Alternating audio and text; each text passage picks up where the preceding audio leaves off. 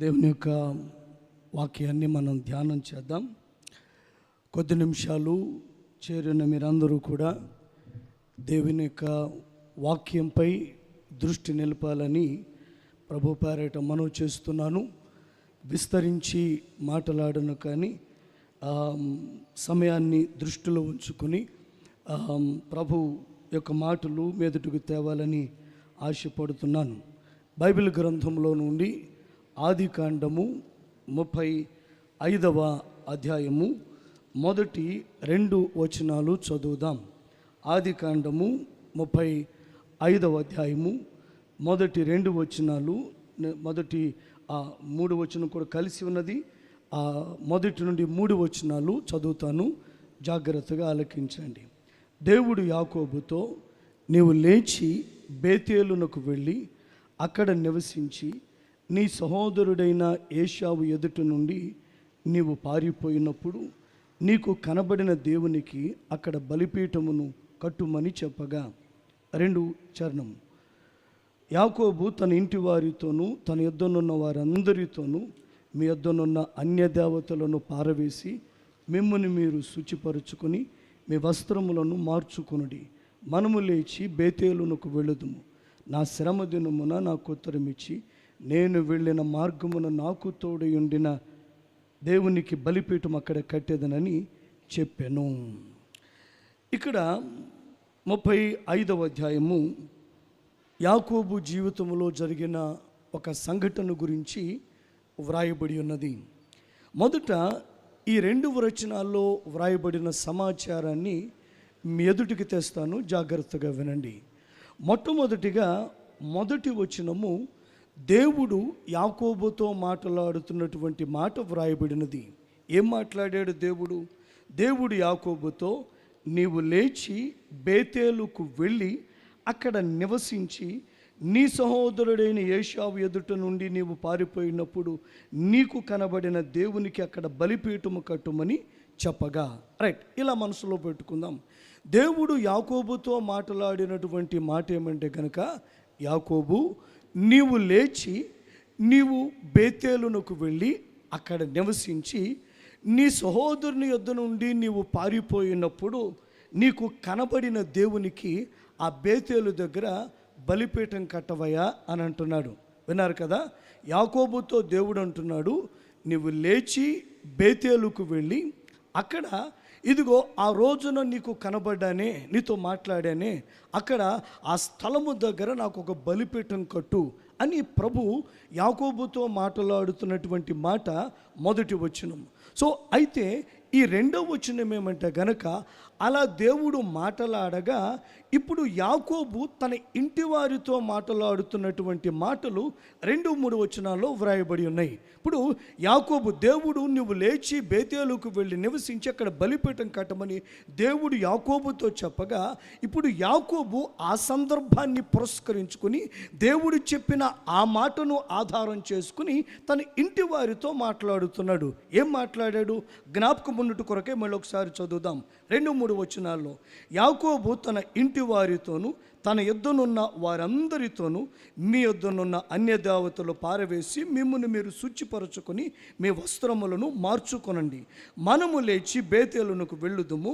నా శ్రమ దినమున నాకు ఉత్తరం ఇచ్చి నేను వెళ్ళిన మార్గమందు నాకు తోడియుండిన దేవునికి అక్కడ బలిపీఠము కట్టేదనని చెప్పాను. ఇప్పుడు యాకోబు తన ఇంటి వారిని పిలిచి వారితో మాట్లాడుతున్నాడు. అయ్యా ఒకసారి రండి, దేవుడు నాతో ఒక మాట చెప్పాడు, అది మీతో మాట్లాడుతాను రండి అని దేవుడు తనతో చెప్పిన మాటను వారితో చెప్తూ ఆ డిస్క్రిప్షన్ ఎలా మాట్లాడుతున్నాడు. ఏమంటున్నాడు? కుటుంబస్తులతో, ఇదిగో అయ్యా మీ దగ్గరున్న అన్య దేవతలను పారవేయండి, మీ వస్త్రాలను మరి ఉదుకుకొనండి, మిమ్మల్ని మీరు శుచిపరచుకోండి, వస్త్రాలు మార్చుకోనండి, మనము లేచి బేతేలుకు వెళ్దాం. ఏ బేతేలు తెలుసా? ఇదిగో ఒక దినాన్న నేను శ్రమలో ఉన్నప్పుడు దేవుడు నాకు ఉత్తరం ఇచ్చాడు, నేను వెళ్ళు మార్గమందు నాకు తోడై ఉంటానని ఇదిగో నాకు సెలవిచ్చాడు. ఇదిగో నాకు ప్రత్యక్షమైన, లేదో నాతో మాట్లాడిన, నా శ్రమ దినమందు నాకు సమాధానం ఇచ్చిన, నేను వెళ్ళిన మార్గం ముందు నాకు తోడయుండిన ఆ గొప్ప దేవునికి బలిపీఠం కడదాం. రండి బేతేలుకు వెళ్దాం. అయితే ముందు మీ యొక్క విగ్రహములను పారవేయండి, వస్త్రములను మార్చుకోనండి, మిమ్మల్ని మీరు శుద్ధీకరించుకోనండి. మనము ఇదిగో ఆ గొప్ప దేవునికి, నాకు ఉత్తరం ఇచ్చిన దేవునికి, నాకు సహాయము చేసిన దేవునికి, నాతో మాట్లాడిన దేవునికి ఇదిగో వెళ్ళి బలిపీఠం కడదాము. ఆయన తన ఇంటి వారిని ప్రోత్సహిస్తున్నాడు. దేవుడు చెప్పిన పని తాను చేయుట కొరకై. అది ఈ 2 వచనాల్లోని సారాంశము. మొదటి వచనములోనేమో దేవుడు యాకోబుతో మాట్లాడుతున్నాడు, నువ్వు లేచి బేతేలుకు వెళ్ళి బలిపీఠం కట్టు అని దేవుడు అంటున్నాడు. 2-3 వచనాల్లో ఆ మాటనే తన ఇంటి వారికి తెలియపరుస్తూ, రండి వెళ్ళి బేతేలునకు వెళ్ళి ఆ బలిపీఠం కడదాం, నాకు తోడయున్న దేవునికి, నాకు మార్గమందు సహాయము చేసిన దేవునికి, ఇదిగో నా శ్రమ దినమున నాకు ఉత్తరం ఇచ్చి నన్ను ధైర్యపరిచిన దేవునికి బలిపీఠం కడదాము రండి అని తను ప్రోత్సహించిన ఆ దేవుని, ఆ ఇటువారిని ప్రోత్సహిస్తూ తనతో మాట్లాడిన దేవుని మాటలు వారితో మాట్లాడుతున్నారు. ఇది ఈ 2 వచనాలు సమాచారం. అయితే ఈ యొక్క మధ్యాహ్నం ధ్యాన భాగం ఏదంటే ఇలా మనం ఆలోచన చేద్దాం. ఎందుకు దేవుడు బేతేలుకు వెళ్ళమంటున్నాడు? ఏ కారణం చొప్పున బేతేలుకు వెళ్ళమంటున్నాడు ప్రభు అంటే ఇలా చెప్తే మీకు సులువుగా అర్థమవుతుంది. అంటే బేతేలునకు వెళ్ళమనడంలో దేవుని ఉద్దేశ్యమేమై ఉంటున్నది. ఆ మాటను యాకోబు కూడా సీరియస్గా తీసుకుంటూ దానికి ప్రాముఖ్యతనిస్తూ తన ఇంటి వారిని పిలిచి దేవుడు చెప్పిన ఆ మాటకు ప్రాధాన్యత కల్పిస్తూ, ఇగో నాతో మాట్లాడాడు, ఇలాగా జరిగింది, ఆ స్థలమందు నేను ఈమెయిల్ పొందుకున్నాను, రండి వెళ్దామని చెప్పి దానికి ప్రాధాన్యత కల్పిస్తూ ఆ స్థలమునకు వెళ్ళుట కొరకై ఇతను కూడా ప్రోత్సహిస్తూ ఉన్నాడు. ఎవరినంటే గనక ఇదిగో తనతోటి ఉన్న వారిని. ఇది నా ధ్యాన భాగం ఏదంటే, ఎందుకు దేవుడు యాకోబును బేతేలునకు వెళ్ళమన్నాడు? ఈ మాట రోజున మనం ధ్యానం చేద్దాం. ఒక చిన్న సత్యాన్ని నేర్పించడానికి ఈ భాగాన్ని ఎన్నుకున్నాను, చాలా జాగ్రత్తగా ఆలకించండి. అయితే ఈ యొక్క ఎందుకు బేతేలుకు వెళ్ళమన్నాడో మనకు అర్థం కావాలంటే బేతేలు యొక్క విశిష్టత మనకు అర్థం కావాల్సిన అవసరం ఉంటా ఉన్నది. ఇలా చెప్తాను, జాగ్రత్తగా. యాకోబు జీవితము దేవుని బిడ్డలైన అందరికీ విదితమే. ఒకవేళ ఇప్పుడిప్పుడే ప్రభువుని నమ్ముకుని ఇప్పుడిప్పుడే బైబిల్ చదవటం మొదలుపెట్టిన వారికి కాస్త కొరతేమో, కానీ యాకోబు జీవితము తెరిచిన పుస్తకమే. విశేషం ఏంటంటే యాకోబు జీవితంలో బేతేలు అనే స్థలము చాలా ప్రత్యేకమైనది, విశిష్టమైనది. యాకోబు జీవితము ఇలా చెప్తాను, జాగ్రత్త వినండి. మీరు ఎప్పుడైనా యాకోబు జీవితాన్ని తరచి చూడాలని ఆశపడితే, లేదు ధ్యానించాలి లోతుగా అని ఆశపడితే మీకు ఒక కీ చెప్తాను, జాగ్రత్త వినండి. ఎలా ధ్యానించవచ్చునంటే గనక, సులభంగా ఎలా యాకోబును అర్థము చేసుకోవాలి అంటే గనక ఇలా డివైడ్ చేస్తే సులువుగా అర్థమవుతుంది. ఎలాగంటే గనక బేతేలుకు ముందు యాకోబు జీవితము, బేతేలు తర్వాత యాకోబు జీవితము. మీరు ఆ కోణములో ఆలోచించి చూడండి, ఎన్ని ఆధ్యాత్మిక సత్యాలు యాకోబు జీవితంలోంచి మనం నేర్చుకోవచ్చునో. ఎన్నో మీతో మాట్లాడతాను, జాగ్రత్త వినండి. ఇదిగో గత జాన్యువరి అంతా కూడా 2026 జాన్యువరి అంతా కూడా నేను ఏ స్థలానికి వెళ్ళినా యాకోబు జీవితం గురించే మాట్లాడాను. ఇదిగో ఇలా డివైడ్ చేసి మాట్లాడినప్పుడు యాకోబు జీవితంలో క్రైస్తవ సంఘము, దేవుని బిడ్డల మీద మనము అనుసరించదగిన శ్రేష్ఠ ఆధ్యాత్మిక సత్యాలు తన జీవితం ద్వారా అనేకమైనవి దేవుడు బోధించాడు. రైట్, సరే. విశేషం ఏదంటే గనక చూడు, యాకోబు జీవితంలో బేతేలు అనేది చాలా విశిష్టమైనది, చాలా విశిష్టమైనది. లేదు ఇలా చెప్తే సులువుగా మనకు అర్థమవుతుంది. అంటే యాకోబు, బేతేలుకు ముందున్న యాకోబు జీవితము, బేతేలు తర్వాత యాకోబు జీవితాన్ని పోల్చి చూస్తే కంప్లీట్ ఆపోజిట్గా మనకు కనబడుతుంది. సో ఒక మచ్చుకు ఒక ఉదాహరణ చెప్తాను, సందర్భం తెచ్చాను కాబట్టి అర్థం కావటం కోసం. ఏంటయ్యా ఈ మార్పు యాకోబు జీవితంలో బేతేలు దగ్గర అంటే గనక, బేతేలుకు ముందు ఇలా ఉంటుంది యాకోబు గురించి. ఇదిగో అతడు నన్ను ఈ 2 మారులు మోసపుచ్చెను అని అంటాడు. ఇదిగో నీ సహోదరుడు కపటోపాయముతో వచ్చి మా ఆశీర్వాదాలు తీసుకెళ్ళిపోయాడు. తండ్రి ఏమో కపటోపాయము చేత వచ్చాడంటాడు, సహోదరుడేమో 2 సార్లు నన్ను మోసపుచ్చాడంటాడు. సొంత కుటుంబమే మోసగాడు అని ఆరోపించింది. ఎవరిని చెప్పండి? ఎవరిని? యాకోబుని. అయితే విశేషం ఏదంటే బేతేలు తర్వాత గమనించండి, యాకోబు జీవితంలో ఆ పాత జీవితం, బేతేలు ముందు ఉన్న తాలూకు ఏ పాత స్వభావము అతనిలో మచ్చుకైనా కనబడదు. ఒకసారి అంటాడు తన భార్యలతో, మీ తండ్రి ఈ 10 మార్లు నన్ను మోసగించాడు అని అంటాడు. కానీ ఒక్కసారి కూడా యాకోబు మోసగించడానికి ప్రయత్నం చేయలేదు. మోసగించాలి అనుకుంటే గనక యాకోబుకు మించి మోసగించేవాడు ఎవడు లేడేమో. ఎందుకంటే సొంత అన్నని, ఆ తండ్రిని కూడా లెక్క చేయకుండా మోసగించిన వాడు మామను మోసం చేయడం పెద్ద లెక్కేమీ కాదు. నటించమంటే జీవించాడు, కేవలం నటించు అన్నవలే అంటే గనక జీవించేశాడు. ఆశీర్వాదములు ఇచ్చునంతగా తండ్రి. అలాంటి వాడు మామను మోసగించలేడా? అయితే విశేషం ఏంటంటే దాని తాలూకు 1% కూడా ఎక్కడ యాకోబు జీవితంలో మనకు కనపడదు. ఒకప్పుడు ఆశీర్వాదం కావాలనుకుని కూర ఎరవేసి ఆశీర్వాదాన్ని లాక్కున్నాడు. ఇప్పుడు ఆశీర్వాదము అడగడానికి ఒంటరి అయిన వాడే. ఎబ్బోకు రేవొడ్డున రాత్రంతా పెనుగులాడాడు మీద వక్ర మార్గంలో ఆశీర్వాదము ఆశించలేదు. బేతేలు తర్వాత ఆశీర్వాదము, ఒకప్పుడు ఆశీర్వాదము కోరిన యాకోబు గమనించండి, అతడు ఏం చేశాడంటే గనక ఆశీర్వాదమును కోరి అతడు కూర ఎరవేసి అది కావాలని కోరుకున్నాడు. ఇదిగో మరి మేకప్ వేసుకుని తండ్రి దగ్గరికి వెళ్ళి మోసగించాడు. ఇలా చేశాడు. కానీ బేతేలు తర్వాత అయా నన్ను ఆశీర్వదించమని రాత్రంతా పెనుగులాడాడు. కానీ గమనించండి, తాను ఒంటరి అయి ప్రభువుతో గడపటము, అడగటము నేర్చుకున్నాడు. నీ పేరేంటంటే ఒకప్పుడు నా పేరు ఏశావు, నీ పెద్ద కుమారుని అని అబద్ధం చెప్పాడు. ఇప్పుడు ప్రభు అడగా ఆ స్వభావాన్ని కనపరచకుండా ఇదిగో నీ పేరేమిటంటే కనుక నా పేరు యాకోబు అని వ్రాయబడింది. అక్కడ అతన్ని ఆశీర్వదించెను దేవుడు అన్నమాట వ్రాయబడింది. అంటే బేతేలుకు ముందున్న పాత స్వభావం 1% కూడా బేతేలు తర్వాత కనిపించదు. అందువల్ల యాకోబు జీవితంలో బేతేలు చాలా విశిష్టమైనది అని మీకు జ్ఞాపకం చేస్తున్నా. అయితే మన పాయింట్లో మనం నిలబడదాం. విశేషం ఏదంటే దేవుడు ఎందుకు 35వ అధ్యాయంలో మరలా బేతేలుకు వెళ్ళమంటున్నాడో మీతో మాట్లాడుతాను. ఎందుకు వెళ్ళమన్నాడో అర్థం కావడానికి మొదట బేతేలు ఏం జరిగిందో ఒకసారి మనం ఆగి ధ్యానం చేయాలి. అప్పుడు కానీ రెండవసారి ఎందుకు బేతేలుకు వెళ్ళమంటున్నాడో స్పష్టంగా మనకు అర్థమవుతుంది. రైట్, ఇప్పుడు మనము అర్థం చేసుకోవాల్సిన ధ్యాన భాగం ఏదంటే కనుక ఎందుకు దేవుడు మొదటిసారి అంటే ఇలా మాట్లాడి ఎందుకు వెళ్ళమన్నాడో అర్థం కావాలంటే మొదటిసారి బేతేలు దగ్గర ఏమైందో మనం అర్థం చేసుకుందాం. రైట్, ఒకసారి 28వ అధ్యాయానికి రండి. బేతేలు దగ్గర ఏమైందో మనం అర్థం చేసుకోవడం ప్రయత్నం చేద్దాం. ఆదికాండము 28వ అధ్యాయము. ఆదికాండం 28వ అధ్యాయము వాస్తవానికి 10 నుండి 22 వచనాలు మనం ధ్యానించాలి. మొదటిసారి బేతేలు దగ్గర ఏం జరిగిందో మాట్లాడడానికి. అయితే మనం ఆ కంటిన్యూస్గా ఆ ప్యాసేజ్ అంతా చదవం, కానీ అవసరాన్ని బట్టి కొన్ని మాటలు మీతో చదివిస్తూ దాని వివరణలోనికి వెళ్తాను. ఎందుకంటే కనుక ఈ మాటలు చదివి ఆలోచించడం ద్వారా మొదటి సందర్భంలో బేతేలు దగ్గర ఉన్నప్పుడు యాకోబు జీవితంలో ఏం జరిగిందో మనం అర్థం చేసుకుందాం.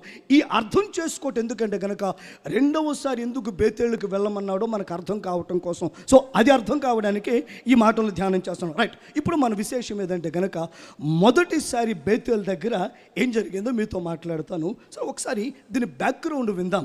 దానికి ముందు ఏం జరిగిందయ్యా యాకోబు జీవితం అంటే అందరికీ తెలుసును. సందర్భాన్ని బట్టి ఒక మాట జ్ఞాపకం చేస్తాను. ఇదిగో యాకోబు తండ్రిని అన్నని మోసగించి ఆశీర్వాదములు పొందుకున్నాడు. ఇది తెలిసిన అన్న తమ్ముణ్ణి చంపుదామని అనుకుంటూ ఉండగా తల్లి వినింది. ఇలా ఆలోచించింది, ఎందుకు ఒకరిని కోల్పోలేదు, ఇద్దరిని కోల్పోవాలి అని చెప్పి భర్తకు చెప్పి మాట్లాడి యాకోబుని ఏం చేశారంటే, అయ్యా నువ్వు మేనమామ గారింటికి వెళ్ళిపో, పెండ్లి చేసుకో అని చెప్పి ఇదిగో గమనించండి, వీరేమో బెయేర్షెబాలో ఉన్నారు ఆ సందర్భంలో. అయితే బెయేర్షెబా నుండి ఎక్కడికి పంపించారయ్యా యాకోబుని అంటే గనక ఇదిగో పొరుగు దేశమైన సిరియా ప్రాంతంలో ఉన్నటువంటి పద్దన్రాము దగ్గర పంపిస్తున్నాడు. రిబ్కా గారి అన్న అక్కడ ఉన్నారు. అంటే యాకోబు మేనమామ అక్కడ ఉన్నాడు.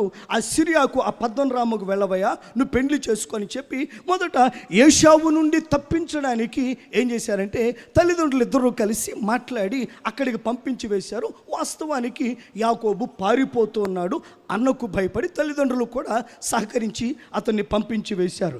ఇప్పుడు అతడు వెళ్తూ ఉండగా ఎక్కడి నుండి, తండ్రి ఇంటి నుండి బయలుదేరి తల్లి చెప్పినట్లుగా పద్దనరాములో అనగా సిరియా ప్రాంతంలో ఉన్నటువంటి మేనమామ గారింటికి వెళ్తూ ఉన్నాడు యాకోబు. వెళ్తూ ఉన్న మార్గములో మధ్యలో ఇది జరిగింది. ఇలా జరిగింది ఏమనంటే గనక 10వ వచనం చూడండి. యాకోబు బెయేర్షెబా నుండి బయలుదేరి హారాను వైపు వెళ్ళుచు ఒక చోట చేరి ప్రొద్దు గుంకినందున అక్కడ ఆ రాత్రి నిలిచిపోయి ఆ చోటి రాళ్లలో ఒకటి తీసుకొని తలకు తలగడగా చేసుకుని అక్కడ పండుకొనెను. మనందరికీ విదితమే మాట్లాడుతాను, జాగ్రత్త వినండి.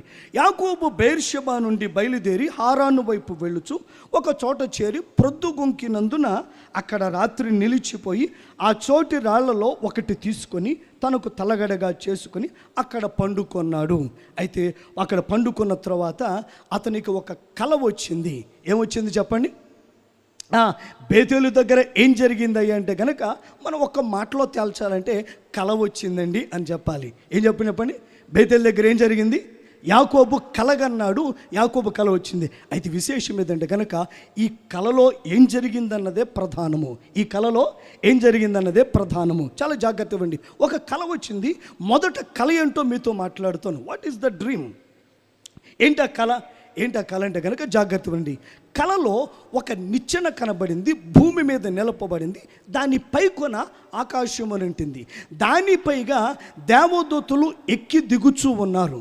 మాత్రమే కాదు, దానికి మించి ప్రధానమైంది, ఆ దూతలకు పైగా దేవుడు నిలిచి యాకోబుతో మాట్లాడుతున్నాడు. యాకోబుతో జాగ్రత్త వినండి.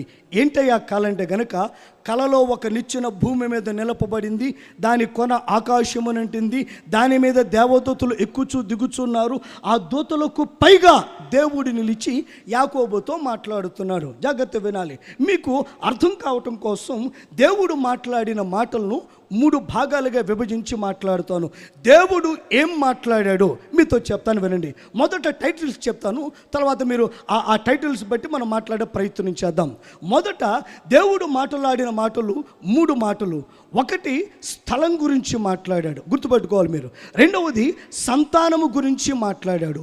మూడవది సహాయము గురించి మాట్లాడాడు. ఇప్పుడు మీరు నాకు చెప్పాలి, మొదటి దేని గురించి మాట్లాడాడు? గట్టిగా అరిచి చెప్పాలి, దూరం ఉంది కదా, వినపట్టలేదు నాకు. స్థలము గురించి మాట్లాడాడు. దేని గురించి? రైట్. రెండవది సంతానము గురించి మాట్లాడాడు. మూడవది సహాయము గురించి మాట్లాడు. ఏంటో ఆ 3 మాటలు చూద్దాం. స్థలము గురించి ఏమన్నాడంటే, ఆ దూతలకు పైగా నిలిచి దేవుడు యాకోబుతో ఎలా అంటున్నాడు? మొదట స్థలాన్ని గురించి, యాకోబు నీవు పండుకొనిన ఈ స్థలాన్ని నీకు నీ సంతానానికి స్వాస్థ్యముగా ఇస్తా. ఇది స్థలం గురించిన మాట. ఏమన్నాడండి? ఈ పండుకొనిన స్థలాన్ని నీకు నీ సంతానానికి స్వాస్థ్యముగా ఇస్తాను. ఇది స్థలం గురించి దేవుడు చెప్పిన మాట. రెండవది సంతానము గురించి చెప్పిన మాట. యాకోబుతో అన్నాడు, యాకోబు నీ సంతానము లెక్కకు ఇసుక రేణువుల వలె అగును. ఇసుక రేణువుల వలె అవుతుంది. నీవు దిక్కుల పేర్లు చెప్పి తూర్పు, పడమర, ఉత్తర, దక్షిణ దిక్కుకు వ్యాపిస్తావు. మాత్రమే కాదు, భూమి మీద ఉన్న వంశములన్నీ నీ సంతానము వలన ఆశీర్వదించబడతారు యాకోబు. ఇది సంతానము గురించి యాకోబుతో చెప్పిన మాట. ఏమన్నాడు? నీ సంతానము లెక్కకు ఇసుక రేణువుల వలె అవుతారు, అన్ని దిక్కులా వ్యాపిస్తారు.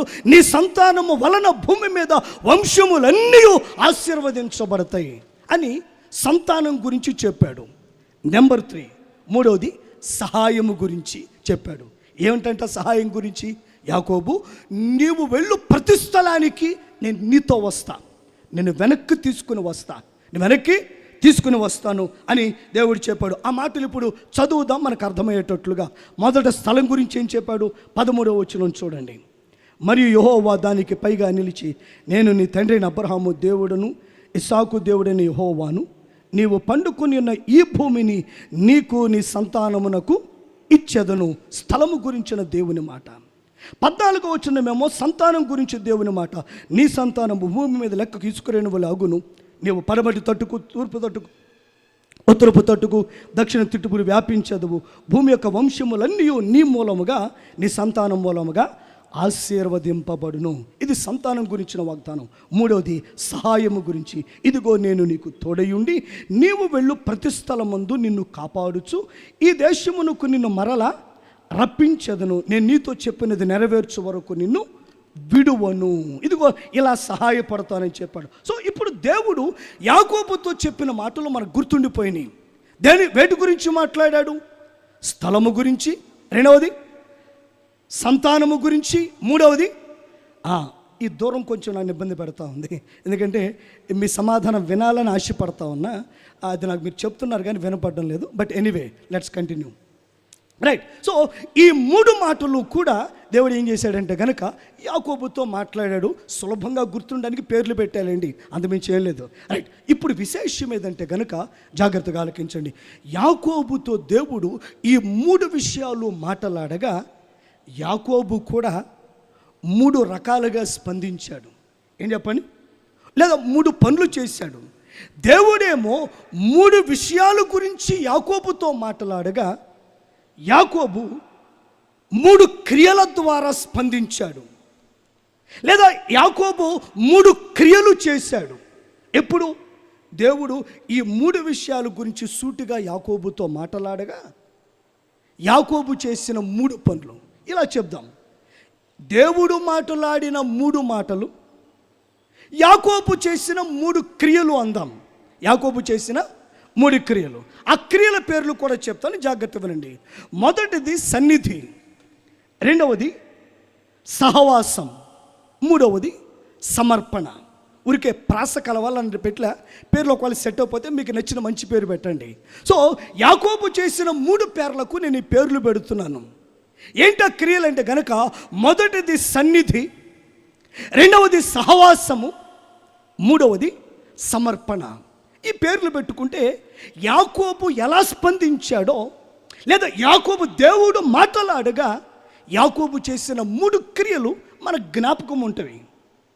మొదటిది సన్నిధి అన్నాను. ఎందుకు ఆ పేరు పెట్టానంటే దేవుడు మాట్లాడగా అతనికి వాగ్దానము చేయగా యాకోబు ఏం చేశాడంటే లేచి, అమ్మో ఇక్కడ దేవుడు ఉన్నాడు, ఇది దేవుని సన్నిధి, దేవుని మందిరమే కానీ వేరొకటి కాదు, పరలోకపు గవిని ఇదే అని చెప్పి ఆ స్థలానికి దేవుని మందిరము అని అర్థం వచ్చున్నట్లుగా ఇది గమనించండి, బేతేలు అని పేరు పెట్టాడు.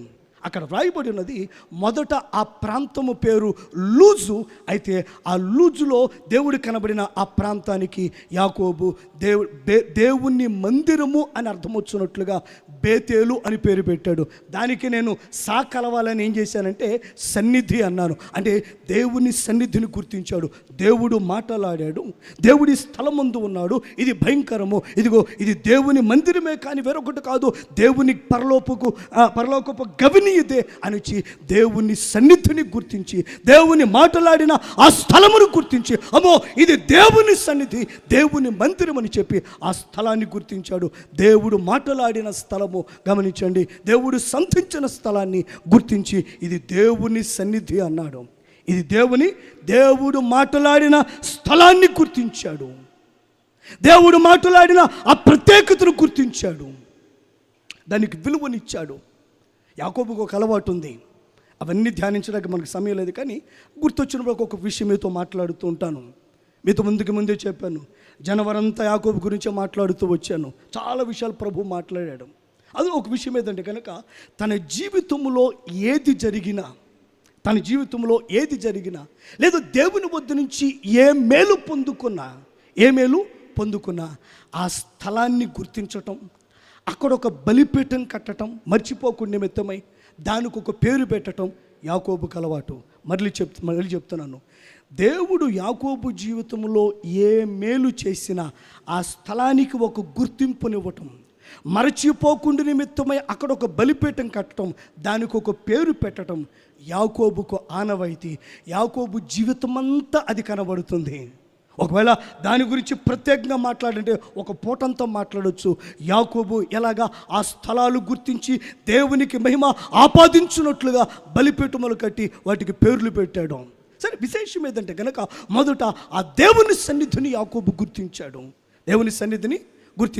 చేసిన మొదటి పని ఆ సన్నిధి గుర్తించాడు, బేతేలు అని పేరు పెట్టాడు, దేవుని మందిరం అని అర్థించినట్లుగా. రెండవది ఏమంటే కనుక గమనించండి, సహవాసము అని అన్నాను. రెండోది ఏం చెప్పండి? సహవాసము. అయితే ఈ మాట చూడండి, 21వ వచనములో చివరి మాట చదువుతున్నాను.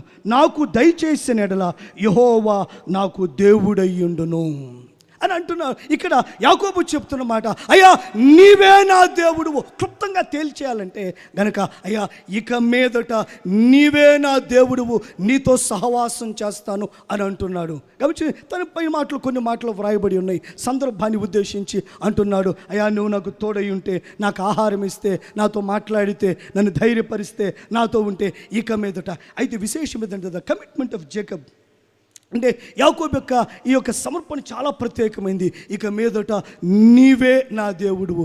విశేషం ఏదంటే కనుక అప్పటిదాకా యెహోవా దేవుడు కాదా? విశేషం ఏదంటే ఇదిగో ఇస్సాకు కడుపును పుట్టాడు, అబ్రహాము మనవడు. గమనించండి, ఆ కుటుంబంలో పుట్టాడు కాబట్టి యెహోవాని ఆరాధించడం తెలుసు. అక్కడ ఉన్నాడు కాబట్టి ఆ మాటలు పరిచయం, అక్కడ ఉన్నాడు కాబట్టి దేవుడు కొంత పరిచయం. కానీ ప్రత్యేకంగా నీవే నా దేవుడు అని ఒక పాయింట్ ఆఫ్ ఒక సందర్భం వచ్చినప్పటికీ నీవే నా దేవుడు అని చెప్పి దేవునితో నిబంధన చేసుకున్న సందర్భం అంటే ఈ బేతేలు దగ్గరే. అప్పటిదాకేమంటే కనుక కుటుంబంలో ఆ దేవుడు కాబట్టి అంతవరకే, లేదంటే కనుక అందరూ ఆ చర్చికి వెళ్తారు కాబట్టి అలా అన్న ఉద్దేశమే యాకోబు. కానీ ప్రత్యేకంగా నీవే నా దేవుడువు, ఇక మీదట నిన్ను ఆరాధిస్తాను, ఇక మీదట నీతో సహవాసం చేస్తాను. దేవుడు నీవే నా దేవుడువు, నీతో సహవాసం అని ఒక ప్రత్యేకంగా నిబంధన చేసుకున్న స్థలము. అందుకే ఆ చేసిన రెండవ పనికి నీవే నా దేవుడు అన్న ఆ మాటను బట్టి ఇక మీదట నీతోనే నా సహవాసం అని ఒక ప్రత్యేకమైన, ఇక మీదట దేవునితో నడుచుట కొరకే, ఇక మీదట దేవునితో కొనసాగుట కొరకే, ఇక మీదట ఆయననే ఆరాధించుట కొరకైనా ఒక ప్రత్యేకమైన నిర్ణయం యాకోబు చేశాడు. ఒక మాట చెప్తాను, మీలో ఎవరో లేకపోతే పర్లేదు, ఎవరైనా ఉంటే ఈ మాట జ్ఞాపకం చేస్తున్నాను. ఒకవేళ కుటుంబాన్ని బట్టి క్రైస్తవుడు, ఇంటి పేరుని బట్టి క్రైస్తవుడు, లేని కనుక అందరూ వెళ్తున్నారు కాబట్టి నువ్వు వెళ్తున్నావు, కానీ నీ జీవితంలో ఒక సందర్భం వచ్చినప్పుడు ఇక ఆయన నా దేవుడు అని చెప్పి ఆయనను అంగీకరించిన, ఆయన సొంత రక్షకునిగా స్వీకరించిన, ఇక మీదట ఆయనతో నా జీవితం అని ఆయనతో నిబంధన చేసుకుని, ఆయనతో ఆ మాట చెప్పుకొని ఆ కొనసాగునటువంటి రక్షణలోనికి వచ్చిన దినమేమైనా ఉన్నదా? లేదా ఇప్పటికీ కూడా కుటుంబాన్ని బట్టి మరొక దాన్ని బట్టి అలా వెళ్ళిపోతున్న ప్రవాహంలో పడి, లేదంటే కనుక యాకోబు వలె ఒక సందర్భం వచ్చినప్పుడు దేవుడు మాట్లాడగా ఆ మాట అర్థమైనప్పుడు ఆ సన్నిధి నీవు అనుభవించినప్పుడు ఇక ఆయన కాక దేవుడు ఎవరు? ఆయన వల్ల కదా ఆదరించబడ్డా అని చెప్పి ఆదరించిన, ప్రేమించిన, రక్తము కాచిన ఆ దేవుని కొరకు జీవించడానికి ఒక నిబంధనతో నువ్వు దేవునితో కొనసాగునటువంటి సందర్భం ఏదైనా ఉన్నదా? ఒకవేళ ఇక్కడ ఎవరు అలా లేకపోతే బాగుండే, కానీ ఒకవేళ ఇంకో నా స్థితి లేకపోతే కనుక యాకోబు వల్లే నువ్వేం చేస్తావంటే కనుక ఇక మీదట నీతోనే నా జీవితం అని. అప్పటిదాకా నడిచింది వేరు, గమనించి ఎటు పడితే అటు నడిచాను, ఏ ఆలోచన వస్తే అలా వెళ్ళిపోయాను, కానీ ప్రభా ఇక మీదట నాకు అర్థమైంది నీతో నా జీవితం అని ఒక స్థిరపడిన దైవ సంబంధిత జీవితానికి పునాది వేసుకున్నాడు బేతేలు దగ్గర. ఒక మాట అడుగుతాను, ఏమని మీలో ఎవరైనా అలా మోసలో వెళ్ళిపోయేవారున్నారా? ఇంకా ఎవరైనా అక్కడ దాకా రాకుండా ఆ ప్రత్యేక ప్రభా నీకు మీదటి నీవే నా దేవుడు, నువ్వు కాచిన రక్తధారుల విలువ నాకు అర్థమైంది, నీ సిలువ త్యాగము నాకు అర్థమైంది, నా పాపము నాకు అర్థమైంది, నీకు అంగీకరించవలసిన ఆవశ్యకత అర్థమైంది. ఎంతకాలము ఏదో పేరును బట్టి కొనసాగారు, కానీ ఇక మీదట నీవెవరు అర్థం చేసుకుని నీ మాట విన్నాను, గ్రహించాను, అర్థం చేసుకున్నాను కనుక ఇక మీదట నా జీవితము నీది, నీతో నా జీవితం అని ఆ ప్రత్యేకత, ఆ నిబంధన ఏమైనా ఉన్నదా? లేకపోతే కనుక రాత్రి ఈ దినమున సహోదరి వాక్యం అంటే నువ్వు యాకోబు వలె ఆ పాయింట్కి రా. నువ్వు ఎక్కడైనా కనుక ఇక మీద ప్రభా నిబంధన చేస్తున్నాను. నా సాక్ష్యం ఒక మాట మీతో చెప్తాను. క్రైస్తవ కుటుంబంలో పెట్టాను, చర్చ్ యాక్టివ్ అన్నిట్లో యాక్టివ్గా ఉండేవాడిని. ఒక ప్రక్కన పాపం కూడా మామూలుగా అన్నట్లుండేది. నా వయసు 19 సంవత్సరంలో ఒక వాక్యం ద్వారా పట్టబడ్డాను. అప్పుడు ఎందుకు ఈ మాట చెప్తాను కనుక అప్పటిదాకా క్రైస్తవుడినే, యాక్టివ్గా ఉండేవాడిని. అబ్బో గుడ్ బాయ్ అనే పేరు కూడా ఉన్నది. అయితే విశేషం ఏంటంటే దేవునికి అనుకోగలను. ఒకసారి వాక్యం విన్నప్పుడు దేవుడు నన్ను పట్టుకున్నప్పుడు ఇదిగో ఇలా నిబంధన చేశాను, ఇక మీదట నీవే నా దేవుడు, నీతో కలిసి నడుచుకుంటాను. దేవుని ప్రియబిడ్డలారా, ఎందుకు మాట చెప్తాను కనుక అలాంటిది నీ జీవితంలో లేకపోతే కనుక ఇది మన శ్రేష్ఠ సందర్భము. అయ్యా ఇక మీదట నీతో నడుచుకుంటానని ఒక నిబంధన చేయి. సరే, యాకోబు చేసిన 3 క్రియలలో మొదటిది సన్నిధిని గుర్తించాడు, రెండవది సహవాసము, మూడవది సమర్పణ అని చెప్పాను. ఒకసారి దాని గురించి కూడా మాట్లాడదాం. రైట్, సమర్పణ. 22వ వచనంలో, మరియు స్తంభముగా నేను నిలిపిన ఈ రాయి దేవుని మందిరం మగును, మరియు నీవు నాకు ఇచ్చు యావత్తులో 10వ వంతు నిశ్చయముగా నీకు చెల్లించదని మ్రొక్కుకొనెను. సమర్పణ చేస్తున్నాడు. నీవు నాకు ఇచ్చు యావత్తులో 10వ వంతు నీకేం చేస్తాను, ఇచ్చేస్తాను. ఈ మాట చెప్తున్నప్పుడు యాకోబు జీవితంలో ఒక కర్ర మాత్రమే ఉందంట. ఏం చెప్పండి, జంతువులు ఏదైనా వస్తే ఆ కొడు తోలడానికి ఏమైనా ఇచ్చారేమో తల్లి తండ్రి, ఒక కర్ర మాత్రమే ఉంది ఆయన చేతి. అప్పుడు అన్నాడు, నువ్వు నాకేమన్నా ఇస్తే 10వ వంతు నీకు ఇచ్చేస్తానని చెప్పాడు. ఎవరికి చెప్పండి, దేవునితో ఒక సమర్పణ చేసుకున్నాడు. అయ్యా పొందుకున్నాను కాబట్టి కృతజ్ఞతతో ఇస్తాను. సరే, ఇంకా లోతుగా మాట్లాడాను, కానీ మొత్తానికి ఒక సమర్పణ చేశాడు. ఇప్పుడు యాకోబు చేసిన 3 క్రియలు ఏమంటే కనుక, నెంబర్ 1 సన్నిధి, 2వది సహవాసము, 3వది సమర్పణ. దేవుడు చెప్పిన 3 మాటలు మనం ధ్యానం చేశాం. సంతానము గురించి, స్థలము గురించి, తాను చేయబోయే సహాయం గురించి దేవుడు చెప్పాడు. దేవుడు మాటలాడగా యాకోబుడు చేసిన 3 క్రియలు సన్నిధిని గుర్తించాడు. అలాగే దేవునితో సహవాసం చేయటం కొరకే ఇక మీదట నీవే నా దేవుడు అని ఆ సహవాసాన్ని నిర్ణయించుకున్నాడు. 3వది తాను దేవుడిచ్చే యావత్తులో 10వ వంతు ఇస్తానని సమర్పణ చేసుకున్నాడు. అయితే విశేషం ఏదంటే కనుక, ఇది యాకోబు జీవితంలో బేతేలు దగ్గర జరిగిన సంఘటన. ఏం చెప్పండి, బేతేలు దగ్గర ఏం జరిగిందయ్యా? ఇది జరిగింది అంటే క్లుప్తంగా మనం మాట్లాడితే, దేవుడు యాకోబుతో మాట్లాడాడు. యాకోబు కూడా గమనించండి, ఒక నిర్ణయం చేశాడు దేవుని దగ్గర, లేదా 3 క్రియల ద్వారా తన యొక్క రెస్పాన్స్ను బయట పెట్టాడు. దేవుడు మాటలాడగా మిన్నకుండా లేదు, మౌనంగా ఉండలేదు, తాను రెస్పాన్స్ తెలియపరిచాడు. అర్పణిస్తానన్నాడు, నీవే నా దేవుడు అన్నాడు, ఇది దేవుని సన్నిధి అన్నాడు, మరలా అవకాశం ఉంటే మందిరం కడతానని చెప్పాడు. ఇవన్నీ కూడా నిబంధనలు. దేవుడు చెప్పిన మాటకు మౌనముగా లేడు యాకోబు. ఇది మనం గుర్తించాలి. మొత్తానికి 3 క్రియల ద్వారా తన ప్రతిస్పందన దేవునికి తెలియచేశాడు. ఇది బేతేలు దగ్గర జరిగింది. వాస్తవానికి ఆ మాట కూడా చదువుదాం, చూడండి 19వ వచనంలో, మరియు అతడు ఆ స్థలమునకు బేతేలు అను పేరు పెట్టెను. అయితే మొదట ఆ ఊరి పేరు లూజు. అయితే విశేషం ఏంటంటే, ఇది బేతేలు దగ్గర జరిగింది. దేవుడు యాకోబుతో మాట్లాడాడు. యాకోబు కూడా ధైర్యపడి మరి నిబంధనలు చేస్తున్నాడు, దేవునితో సమర్పణలు చేస్తున్నాడు, ఆయన సన్నిధిని గుర్తిస్తున్నాడు. అయితే దీనికి ముందు జరిగిన ఆ పరిస్థితులు ఒకసారి మనం ఆలోచన చేద్దాం. ఏ పరిస్థితుల్లో జరిగిందో ఒకసారి ఆలోచన చేద్దాం, లేదా ఇలా చెప్తే సులువుగా ఉంటుంది. అంటే ఈ బేతేలు సంఘటన జరిగినప్పుడు ఎలాంటి కండిషన్లో యాకోబు ఉన్నాడు మీతో మాట్లాడతాను. మొట్టమొదటిది, ఎలాంటి కండిషన్లో యాకోబు ఉన్నాడంటే, యాకోబు ఒంటరిగా ఉన్నాడు. చెప్పండి, ఎక్కడున్నాడని? ఒంటరిగా ఉన్నాడు. నేను సొంతంగా చెప్పడం లేదు, ఈ 30 అంటే ప్రతిదీ చూపించడానికి సమయం లేదు అన్న కోణంలో కొన్ని స్కిప్ చేసి వెళ్తున్నాను. అయితే చెప్పే ప్రతి మాట బైబిల్ ఉందని మాకు మనసులో పెట్టుకోండి. ఇక్కడ చూడండి 35వ వచనంలో, 35వ అధ్యాయం మొదటి వచనంలో, దేవుడు యాకోబుతో, నువ్వు లేచి బేతేలునికి వెళ్ళి అక్కడ నివసించి నీ సహోదరుడు ఏశావు ఎదుట నుండి నీవు పారిపోయినప్పుడు. ఏమన్నాడు? నీ సహోదరుని యొద్ద నుండి. అంటే విశేషం ఏదంటే, అనుకోని పరిస్థితుల్లో యాకోబు ఒంటరి అయిపోయాడు. యాకోబుకి రాత్రి కూడా తెలీదు తెల్లారి ఎలా జరుగుద్ది, ఇంట్లో నుంచి వెళ్ళిపోవాల్సి వస్తుందని. మీ అందరికీ తెలుసు, యాకోబు గురించి కొత్తగా చెప్పేదేం లేదు. వెనకాల తిరుగుతూ ఉండేవాడు, మందలతో తిరుగుతూ ఉండేవాడు, ఇంట్లో ఉంటూ ఉండేవాడు. అన్నైతే వేటకెళ్ళేవాడు బయటకు, అక్కడికి ఇంట్లోనే ఉండేవాడు. కానీ తెల్లారి తను ఒక్క పెట్టున కుటుంబాన్ని విడిచిపెట్టవలసి వస్తుందని, ఒక్క పెట్టున ఒంటరైపోతాడని తనకు తెలియదు.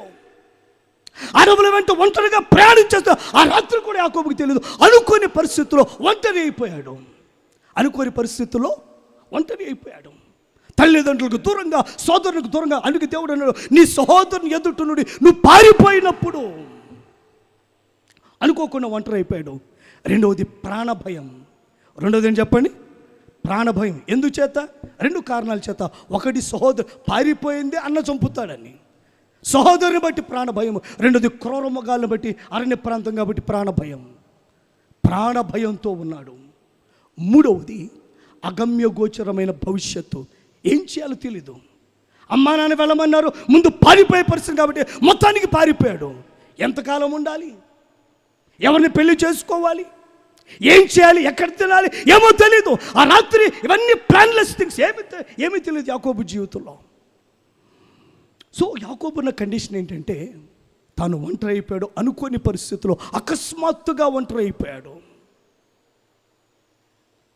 అకస్మాత్తుగా ప్రాణభయం చేత గజగజ వణకాల్సిన పరిస్థితిలో, ముందుకు వెళ్ళలేని పరిస్థితిలో. మూడవది, తన భవిష్యత్తు ఏంటో తెలియని అగమ్య గోచరమైన పరిస్థితి. భవిష్యత్తు ఏంటో, ఏం చేయాలో, ఎంతకాలం ఉండాలో యాకోబుకు తెలియదు. ఇలాంటి క్లిష్టమైన పరిస్థితుల మధ్య అనుకోని రీతిలో చిక్కుకుపోయాడు. అయితే బ్లెస్డ్ థింగ్ ఏంటంటే, ఆశీర్వాదకర విషయం ఏంటంటే, ఇంతటి లోతైన క్లిష్టమైన అకస్మాత్తుగా ఏదైనా తుఫాను వంటి ఈ పరిస్థితుల్లో, ఎడారిలో వయాశిస్సుల దేవుని యొక్క మాట, ఏం పర్వాలేదులే, ఒక్క పెట్టున భయాలన్నీ అటు పక్కదే, ఏం పర్లేదు పోయి అన్నట్లుగా చాలా తేలిగ్గా, నేను నీకు తోడే ఉంటానులే యాకోబు, నువ్వు వెళ్ళు ప్రతి స్థలానికి నేను నీతో వస్తానులే, వెనక్కి నేను తీసుకుని వస్తాలే. ఎంత శ్రేష్టమైన మాటలు! తన ఒంటరితనము పోగొట్టబడి ధైర్యమునిచ్చే మాటలు మాట్లాడాడు. తన భవిష్యత్తు తెలియకపోగా, నేను చెప్తున్నాను నీ భవిష్యత్తు ఏంటో, నువ్వు వెళ్తావు, తిరిగి రప్పిస్తాను అని దేవుడు తన భవిష్యత్తును ఏ భయాలతో నిండి ఉన్నాడో వాటన్నిటికీ సమాధానాలు దొరికినాయి. వాటన్నిటికీ సమాధానాలు దొరికినాయి. తన ఒంటరితనానికి సమాధానం దొరికింది, తన భయానికి సమాధానం దొరికింది, తన భవిష్యత్తుకు సమాధానం దొరికింది. ఏమన్నాడు? నువ్వేం కంగారు పడద్దు, అప్పటికి పెండ్లి కాలేదు యాకోబుకి, నీకు పెళ్ళి అవుద్దులే, సంతానం ఇస్తానులే, విస్తరింపచేస్తానులే, వాళ్ళని వాళ్ళు సర్వవంశాలకు ఆధారభూతులుగా, ఆశీర్వాద కారకులుగా నీ సంతానాన్ని చేస్తాలే, వారికి భాగాన్ని స్వాస్థ్యముగా ఇస్తాలే, నేను నీకు తోడుగా ఉంటాలే, వెళ్ళే ప్రతి స్థలమందు నీతో వస్తాలే. అంటే తన జీవితంలో ఏ క్లిష్టమైన భయములు ఎదుర్కొన్నాడో వాటన్నిటికీ సమాధానము దేవుడు ఈ మాటల ద్వారా ఇచ్చేశాడు.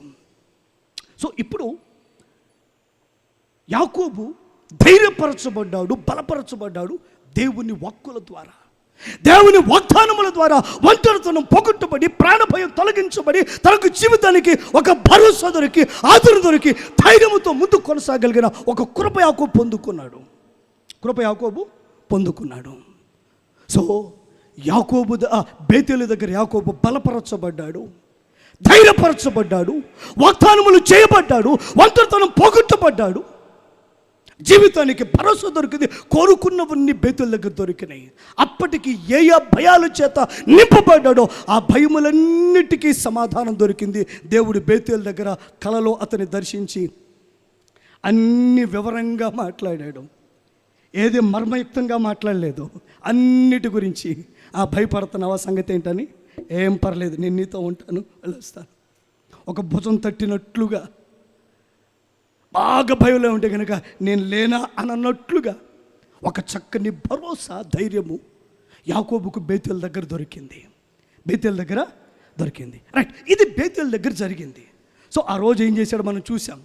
లేచాడు, అమ్మో ఇది దేవుని సన్నిధి, దేవుడు మాట్లాడాడు, ఇక్కడ దేవుడు ఉన్నాడు, పరలోక గవినిది అని అనుకున్నాడు.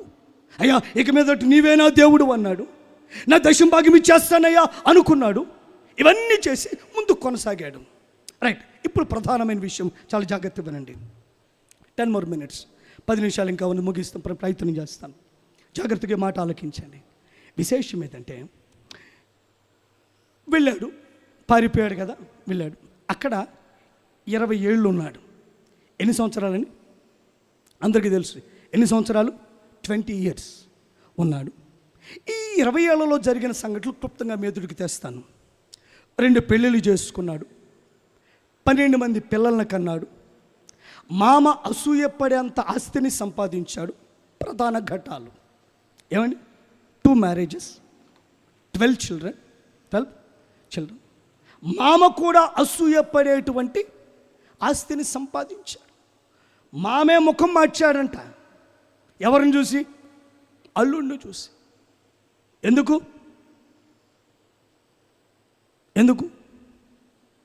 యాకోబు యొక్క స్కిల్ మామూలుగా కాదు. ఇంకొక విషయం మీతో చెప్తాను, సందర్భం వచ్చింది కాబట్టి.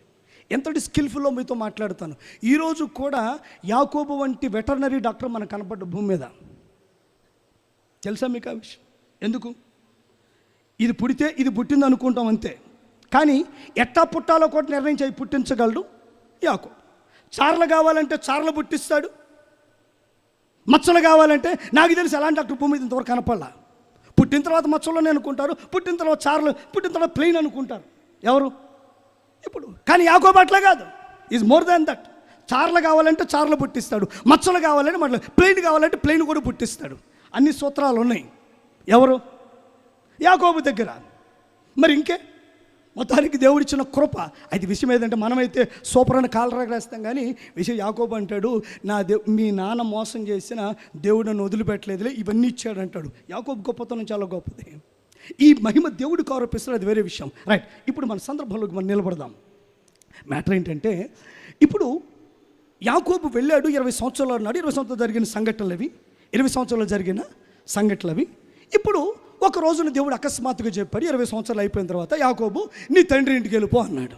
నీ తండ్రి ఇంటికి వెళ్ళిపో అన్నాడు. పొలంలో గొర్రెలు కాచుకుంటున్నాడు, పశువులు కాచుకుంటున్నాడు. ఇద్దరిని పొలానికి పిలిపించాడు.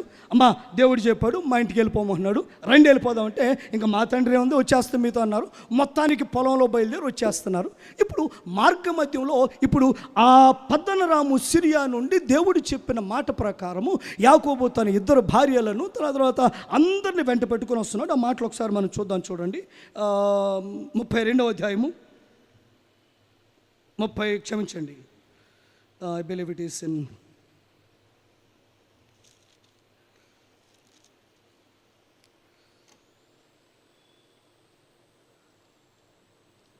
31వ అధ్యాయము 17వ వచనం చూడండి. యాకోబు లేచి తన కుమారులను తన భార్యలను ఒంటెల మీద ఎక్కించి కానాను దేశమునకు తన తండ్రిని ఇస్సాకు యొద్దకు వెళ్ళుటకు తన పశువులన్నిటినీ తను సంపాదించిన సంపద యావత్తును పద్దనరాములో తను సంపాదించిన ఆస్తి యావత్తును తీసుకొని పోయాను. దేవుడు చెప్పాడని అన్ని పట్టుకొని వచ్చేస్తున్నాడు. ఎవరు? యాకోబు. So Jacob was in return journey from Syria. So అక్కడి నుండి తిరుగు ప్రయాణంలో ఉన్నాడు యాకోబు. తిరుగు ప్రయాణంలో ఉండగా విశేషం ఏంటంటే 2 సంఘటనలు మీకు జ్ఞాపకం చేస్తాను. మీరు ఈ విషయం మర్చిపోకూడదు. ఏం మాట్లాడుతున్నామంటే, దేవుడు ఎందుకు రెండవసారి బేతేలుకు వెళ్ళమన్నాడో మాట్లాడుతున్నాం. అది వివరించడానికి ఇదంతా మాట్లాడుతూ వస్తున్నాను. రైట్, మనం చివరికి వచ్చేసాం. ఆల్మోస్ట్ ఇంకో 5 minutes అయితే మన ప్రసంగం అయిపోద్ది. ఈ మాటలు జాగ్రత్తగా వినాలి. సో ఇప్పుడు యాకోబు ఎక్కడున్నాడు చెప్పట్లా? తిరుగు ప్రయాణంలో ఉన్నాడు. ఎక్కడున్నాడు చెప్పండి? ఎక్కడి నుండి? మామగారు వెళ్ళేటప్పుడు ఒంటరిగా వెళ్ళాడు, మనందరికీ తెలుసు. పెళ్ళి కాని వాడే వెళ్ళాడు. వచ్చేటప్పుడు పెళ్ళైన వాడే, 2 భార్యలు, 12 మంది పిల్లలు కలిగిన వాడే, ఆస్తి కలిగిన వాడే తిరిగి వస్తూ ఉన్నాడు యాకోబు. వస్తూ ఉండగా 2 విషయాలు మీకు జ్ఞాపకం చేస్తాను. 2 విషయాలు మీకు జ్ఞాపకం చేస్తాను. ఇక్కడ చూడండి, 32వ అధ్యాయము 11వ వచనం చదువుతున్నాను, వినండి. నా సహోదరుడని ఏశావు చేతి నుండి దయచేసి నన్ను తప్పించుము. అతడు వచ్చి పిల్లలతో తల్లిని నన్ను చంపునేమో అని అతనికి భయపడుచున్నాను. తలల పైకెత్తండి. ఇక్కడ జాకబ్ స్టేట్మెంట్ ఏమంటున్నాడు? నేను నా అన్నకు భయపడుతున్నాను అని దేవుడితో మాట్లాడుతున్నాడు. ఏమన్నాడు చెప్పండి? అయ్యా వచ్చాను కానీ నువ్వు చెప్పావని కొంచెం భయం వేస్తుంది. మా అన్న వేటగాడు, మా అన్న బాణం గురేంటో నాకు తెలుసు, అందుకే ఆ రోజును పారిపోయాను, కొంచెం భయం వేస్తుందయ్యా అని భయపడుతున్నాడు. ఎవరు చెప్పండి? యాకోబు. సరే, ఆ రాత్రి ప్రార్థన చేశాడు. దేవుడు అనుకున్నట్లుగా ఇతరు ప్రార్థించినట్లుగా దేవుడు ఆశ్రయించాడు. అక్కడితో ఒకటి అయిపోయింది. భయపడ్డాడు, దేవుడు ధైర్యం చెప్పాడు, అయిపోయింది. ఎప్పుడు ఇది? తిరిగి వస్తున్న ప్రయాణంలో. ఇంకో మాట మీకు చూపిస్తాను. 34వ అధ్యాయానికి రండి. 34వ అధ్యాయము 30వ వచనం చదువుతాను. 30వ వచనం, 34:30. అప్పుడు యాకోబు షిమ్యోనును లేవీని చూచి, మీరు నన్ను బాధపెట్టి ఈ దేశ నివాసులైన కానానీయులలోను పెరిజ్జీయులలోను అసహ్యునిగా చేసితిరి. నా జనసంఖ్య కొంచెమే, వారు నా మీదికి గుంపుగా వచ్చి నన్ను చంపెదరు, నేను నా ఇంటి వారును నాశనమగుదుము అని చెప్పాను. తలపైకెత్తండి. సో ఇప్పుడు రెండవసారి యాకోబు భయపడుతున్నాడు. ఈ సందర్భం ఏంటి మీ అందరికీ తెలుసును కనుక మాటలు దాటేస్తా ఉన్నాను. యాకోబుకి 12 మంది కొడుకులు, ఒకే ఒక కుమార్తె. ఆమె చెరుపబడింది ఆ దేశపు రాజకుమారుని ద్వారా. ఇప్పుడు విషయం ఏంటంటే, కోపగించిన లేవి షిమ్యోనులు ఆ యొక్క జాతి వారందరినీ చంపారు. ఇప్పుడు యాకోబు భయపడుతున్నాడు. షిమ్యోను, లేవి, అరే నేనేం చెప్పాను, మీరేం చేశారు? నాకేదో తోడుగా ఉంటారు, నన్ను ధైర్యపరుస్తారు, నాకు వాళ్ళు అండగా ఉంటారని చెప్తే కీడు ఇంకా ఎక్కువ చేశారు. ఇంకా వారి కోపం నా మీద రెట్టింపగినట్లు ఇలా చేశారేంట్రా అని యాకోబు మళ్ళీ భయపడుతున్నాడు. ఏంటి యాకోబు భయం ఇక్కడ? అయ్యా మనం చూస్తేనా అంత కలిసిన 40-50 మంది లేవురా, వాళ్ళు ఇదంతా వాళ్ళదే కదా, మన జనసంఖ్య కొంచెమే, వాళ్ళు వస్తారు, వారు నా మీదకి గుంపుగా వచ్చి నన్ను చంపుతారు, నేనును నా ఇంటి వారును నాశనమగుదమని చెప్పాను. విశేషం ఏంటంటే మళ్ళీ భయపడుతున్నాడు యాకోబు. ఇది నా పాయింట్. ఏం చెప్పండి? యాకోబు మళ్ళీ భయపడుతున్నాడు. 32వ అధ్యాయంలో భయపడ్డాడు, దేవుడు ఎట్టగో సెటరైట్ చేశాడు. మళ్ళీ నెక్స్ట్ ఇంకో సంఘటన, వెంటనే 34వ అధ్యాయంలో మళ్ళీ భయపడుతున్నాడు. తిరిగి వస్తున్న యాకోబు జీవితంలో భయం కనపడుతూ ఉంది. ఏం చెప్పండి? మొదటేమో అన్న చంపుతాడేమో భయపడ్డాడు, దేవుడు సర్ది చెప్పక కొంచెం కుదుటపడ్డాడు. ఇప్పుడు అకస్మాత్తుగా జరిగిన సంభవాన్ని బట్టి నేను చనిపోతానేమో, వాళ్ళు దాడి చేస్తారేమో, నేను నాశనం అయిపోతానేమో అని మళ్ళీ భయపడుతున్నాడు. ఎవరు చెప్పండి? యాకోబు. ఇప్పుడు 34వ అధ్యాయంలో జరిగింది. చివరిలో 35లో దేవుడు వెంటనే మాట్లాడుతున్నాడు. ఇప్పుడు 35లో చూడండి, దేవుడు అన్నాడు, నువ్వు లేచి ఒకసారి బేతేలుకు వెళ్ళు. ఎందుకయ్యా? ఎందుకు బేతేలుకు వెళ్ళాలి? ఇదిగో నీ సహోదరుని ఎదుటుండి పారిపోయినప్పటికి ఏం దొరికింది? నేను ప్రత్యక్షమయ్యా కదా, నీతో మాట్లాడే కదా, నిన్ను ధైర్యపరిచే కదా, నీకు వాగ్దానములు ఇచ్చే కదా, నీకు తోడై ఉంటానని చెప్పాను, తోడై ఉన్నాను కదా, ఇవన్నీ మర్చిపోయావా? ఆ రోజున అందుకే ఆ కండిషన్ మీకు జ్ఞాపకం చేశాను. ఒకప్పుడు నీవు భయముతోనూ ఒంటరితనముతోనూ భవిష్యత్తు తెలియని క్లిష్ట పరిస్థితుల్లో ఉన్నప్పుడు నీతో కనబడి నీకు వాగ్దానం చేసి నీ పారిపోతూ నిన్ను ధైర్యపరిచి నీతో మాట్లాడానుగా. ఇప్పుడు నువ్వు మరలా భయపడుతున్నావు. నీకు అర్థం కాదు ఏంటంటే, మరొకసారి బేతేలుకు వెళ్ళు. ఇప్పుడు ఏ పరిస్థితుల్లో ఎంత భయంతో ఉన్నావో అప్పుడు ఆ భయంలో ఉన్నప్పుడు నీతో మాట్లాడి నేను ధైర్యపరిచాను. నువ్వు మర్చిపోయినట్లున్నావు. ఒకసారి ఆ బేతేలు గుర్తు చేసుకో. నేను ముగిస్తున్నాను. ఈ చివరి మాటల మీద దృష్టి పెట్టండి. ప్రారంభములో బేతేలు దగ్గర ఏం జరిగిందంటే, భయపడిన యాకోబుతో దేవుడు మాట్లాడి ధైర్యపరిచి వాగ్దానములు ఇచ్చి ఆదరించి భరోసా ఇచ్చాడు. ఇప్పుడు మళ్ళీ యాకోబు భయపడుతూ ఉంటే, యాకోబా ఆ పరిస్థితుల్లో ఒకప్పుడు నువ్వు ఉంటే కదా నీతో మాట్లాడి ధైర్యపరిచింది, ఇప్పుడు మళ్ళీ భయపడుతున్నావు. ఒకసారి బేతేలు అది గుర్తు చేసుకో. నువ్వు పారిపోయినప్పుడు నేను ధైర్యపరచలేదా? అప్పుడు తోడయున్న దేవుణ్ణి ఇప్పుడు నీకు తోడయుండలేనా? ఒకప్పుడు కలిగిన భయములను విడిపించి నేను ఇప్పుడు నీకు నేను తోడై ఉండలేనా? ఇది దేవుని యొక్క మాట. అంటే దేవుడు అంతర్లీనంగా యాకోబుతో ఏమంటున్నాడంటే, ఒకప్పుడు ఆ పరిస్థితుల్లో ఉన్న నీతో నేను మాట్లాడి ధైర్యపరిచి బలపరిచి భరోసా ఇచ్చానే, మరి ఇప్పుడు మళ్ళీ భయపడుతున్నావేంటిది? ఇప్పుడు ఆదరించలేనా? ఒకసారి అది గుర్తు చేసుకో. ఆ భయములో ఉన్నప్పుడు ఎలా ఆదరించబడ్డావు గుర్తు చేసుకో. మళ్ళీ నిన్ను ఆదరించగలను కదా, మళ్ళీ భయపడుతున్నావేంటి? ఇప్పుడు భయపడుతున్న యాకోబుతో అన్నాడు, ఒకసారి బేతేలును గుర్తు చేసుకోవయ్యా. ఏం గుర్తు చేసుకోవాలి? ఈ మాటలు చూద్దాం. త్వరగా మీకు ప్రయత్నం చేస్తాను. 35వ అధ్యాయానికి రండి. ఏం జరిగిందో బేతేలు దగ్గర చెప్తాను. దేవుడు అంటున్నాడు 35వ అధ్యాయము 3వ లైన్లో చూడండి, నీకు కనబడిన దేవునికి. ఏ దేవుడంట? కనబడిన దేవునికి. 3వ వచనములో యాకోబు స్టేట్మెంట్ చూడండి. ఏమంటాడంటే కనుక 1, 2, 3, 4, 5 లైన్లు చూడండి. నా శ్రమ దినమున నాకు ఉత్తరం ఇచ్చిన దేవునికి. ఆ తర్వాత లైన్లో చూడండి, నా మార్గమున తోడయున్న దేవుడు. మార్గమున తోడయున్న దేవుడు. 7వ వచనములో చూడండి, రెండవ లైన్లో ప్రత్యక్షమైన దేవుడు. మొదటి వచనంలో కనబడిన దేవుడు, 3వ వచనంలో శ్రమ దినమున ఉత్తరం ఇచ్చిన దేవుడు, మార్గమున తోడయున్న దేవుడు, 7వ వచనంలో ప్రత్యక్షమైన దేవుడు. ఇప్పుడు విశేషం ఏదంటే, యాకోబా ఒకప్పుడు నువ్వు భయముతో ఉన్నప్పుడు నీతో మాట్లాడి నేను ధైర్యపరిచాను, మళ్ళీ భయపడుతున్నావా? ఆ రోజున ధైర్యపరిచా గుర్తులేదా? ఒకసారి బేతేలుకలు గుర్తు చేసుకో. ఎలా నీకు తోడై ఉన్నాను, ఎలా నిన్ను బలపరిచాను, ఎలా నిన్ను ధైర్యపరిచాను, ఎలా నీ జీవితానికి ఒక మార్గం చూపించాను, అవన్నీ గుర్తు చేసుకో. ఇప్పుడు చెబుతున్నాను, యాకోబును వెళ్ళమన్న కారణం ఏంటిది?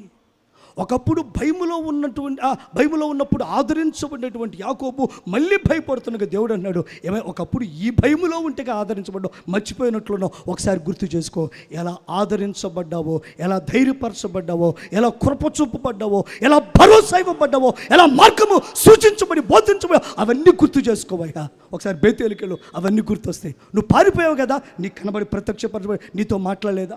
నువ్వు శ్రమలో ఉన్నావు కదా, నీకు ఉత్తరం ఇయ్యలేదా? నీ మార్గం తెలియకుండా ఉన్నావు కదా, నీ మార్గమున నీకు తోడే ఉండలేదా? నీకు అర్థం కాకుండా ఉన్నావు, నేను నీకు ప్రత్యక్షం కాలేదా?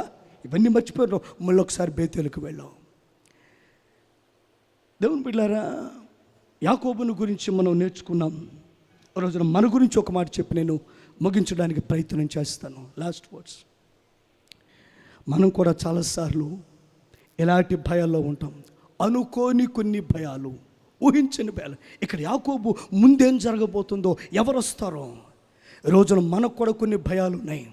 రక్షించబడిన విశ్వాసులమే, దేవునితో యాత్ర చేస్తున్న విశ్వాసులమే. అయితే పర్టికులర్ పాయింట్ వచ్చేటప్పటికి నా బిడ్డల భవిష్యత్తు ఏంటిది, వాళ్ళ పిల్లల పరిస్థితి ఏంటిది, నా తర్వాత సేవ ఏంటిది, నా ఆరోగ్యము బీపీ షుగర్లు వచ్చి ముందున్న పరిస్థితులు ఏంటిది, నా ఉద్యోగం లేని పరిస్థితి ఏంటిది, నా వ్యాపారం డల్ అయిపోయింది, ఈ పరిస్థితి ఏదో అకస్మాత్తుగా ఆ సందర్భాన్ని బట్టి అనేక భయముల మధ్య ఉచ్చులో బిగించుకొని పోయి అమ్మో అనుకుంటూ ప్రభు అన్నాడు, ఏమయ్యా ఇలాంటి పరిస్థితులు ఒకప్పుడు ఉన్నప్పుడు, నీ పెళ్ళైన కొత్తలో, నీ వ్యాపారం మొదలుపెట్టిన కొత్తలో, నువ్వు బలంగా ఉన్నప్పుడు, నీ స్థితిగా ఉన్నప్పుడు, ఇలాంటి భయాలప్పుడు నీతో మాట్లాడి నిన్ను ధైర్యపరిచి ఆదరించి వాక్కుల ద్వారా నిన్ను రక్షించి శుద్ధీకరించి నాతో నీ ప్రక్క నిలిపి నడిపించాను నా ప్రక్క నుండి. మరి ఇప్పుడుకైనా ఎందుకు అంత భయపడుతున్నావు? ఒకసారి ఆ బేతేలుకు వెళ్ళాం. ఆ రోజున ఎలా రక్షించాను, శ్రమ దినమున ఎలా ఉత్తరం ఇచ్చాను, ఎలా ఆదరించాను. ఎందుకు యాకోబు భయపడతావు? ఆ రోజునున్న దేవుడు నీ రోజు లేనా? ఆ రోజు బేతేలుకు ధైర్యపరచబడిన వాడు ఈరోజు ధైర్యపరచలేనా? ముగిస్తున్నాను. ఇక్కడున్న బిడ్డలందరికీ ఒక మాట, ఇంక్లూడింగ్ మీ, నాతో కూడా. ఏదేని భయం ఉన్నట్లయితే, అందరికీ భయాలు సహజమే, ఏదో పులొస్తున్న అట్లా ఉద్దేశాలు కాదు. బిడ్డలేంటి, నెక్స్ట్ ఏంటి, కోర్టు కేసులు ఇది ఎలా అవుతుంది, అనారోగ్యం వచ్చింది ఎలా, ఇక ప్రతిదీ కూడా ఒక భయం, ముందేం జరుగుతుంది. ప్రభు అన్నాడు, ఇలాంటి పరిస్థితుల్లో నీకు తోడై నిన్ను ధైర్యపరిచి నిన్ను నడిపించి ఇప్పటి వరకు నీతో లేనా? ఒకసారి గుర్తు చేసుకో, మళ్ళీ నీతో ఉంటా. బలిపేట ఒకసారి వెళ్ళు, అక్కడ నీకు తోడై ఉన్నా, అక్కడ నీకు ప్రత్యక్షమయ్యా, అక్కడ నిన్ను ధైర్యపరిచా, అక్కడ నిన్ను ఆదరించా. మళ్ళీ నీతో చెప్తున్నా, ఈ భయాలన్నీ ప్రక్కన పెట్టు.